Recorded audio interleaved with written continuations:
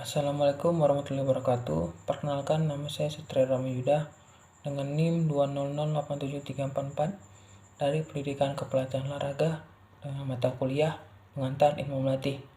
Di sini saya akan menjelaskan sedikit materi tentang kecepatan atau speed. Kecepatan ialah kemampuan tubuh untuk bergerak dengan rentang waktu yang minimal dalam jarak yang maksimal. Kecepatan merupakan kemampuan tubuh mengarahkan semua sistemnya dengan melawan beban, jarak, dan waktu yang menghasilkan kerja mekanik.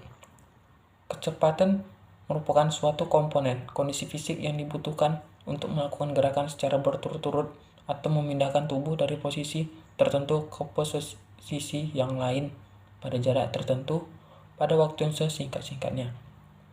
Daya tahan kecepatan ialah kemampuan organ tubuh mengatasi kelelahan akibat pembebanan kecepatan dengan intensitas tinggi. Secara fisiologis, bahwa kecepatan gerak merupakan bentuk gerak yang dihasilkan dari sumber energi ATP yang sudah siap dalam otot dan hasil regenerasi ATP dari proses kombinasi. Adapun jenis-jenis kecepatan. Kecepatan umum adalah kepastian untuk melakukan beberapa macam gerakan dengan cara yang cepat. Persiapan fisik maupun khusus dapat memperbaiki kecepatan umum. Kecepatan asiklis dibatasi dengan faktor mengenai kecepatan gerak masing-masing otot dan yang terletak dalam otot, terutama tenaga statis dan kecepatan kontraksi yang menentukan kecepatan gerak. Kedua faktor tersebut ditentukan viskositas otot. Di samping itu juga dipengaruhi oleh kerja antagonis peragangan, sehingga awal kerja otot dan panjang tuas serta massa juga menentukan tingkat kecepatan. Kecepatan reaksi adalah kecepatan menjawab suatu rangsangan dengan cepat. Kecepatan reaksi berpengaruh terhadap prestasi lari. Kecepatan bergerak adalah kecepatan mengubah arah dalam gerakan yang utuh. Kecepatan sprint adalah kemampuan organisme untuk bergerak ke depan dengan cepat. Ciri-ciri khusus latihan kecepatan. Yang pertama, intensitas rangsangan. Untuk mendapatkan hasil yang maksimal, intensitas rangsangan submaksimal, supermaksimal. Dalam menentukan intensitas, dapat mendominasi frekuensi denyut nadi, baik waktu istirahat dan latihan dengan memperhitungkan presentasi dari kinerja maksimal.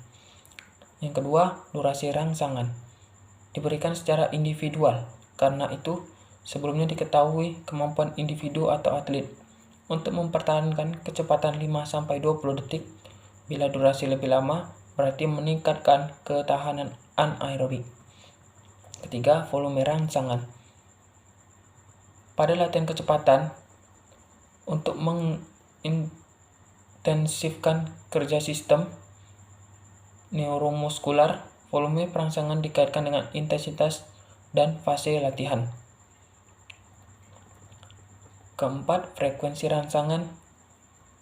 Intensitas maksimal dilakukan 5-6 kali selama 2-4 kali setiap minggu.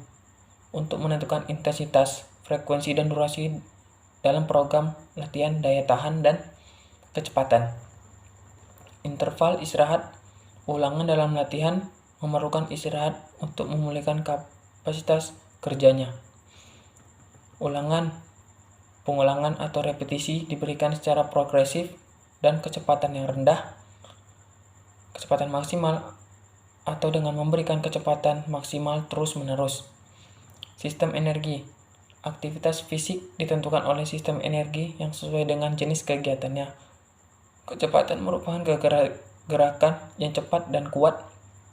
Gerakan tersebut tidak dapat berlangsung lama dan hanya dapat dipertahankan dalam beberapa detik saja.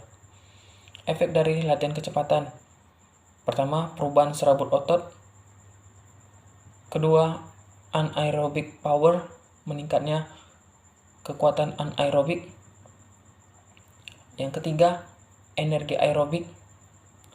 Yang keempat, penyadaran neuromuskular atau saraf otot. Hanya itu yang dapat saya sampaikan. Lebih dan kurangnya saya mohon maaf. Wabillahi taufiq wal hidayah. Wassalamualaikum warahmatullahi wabarakatuh.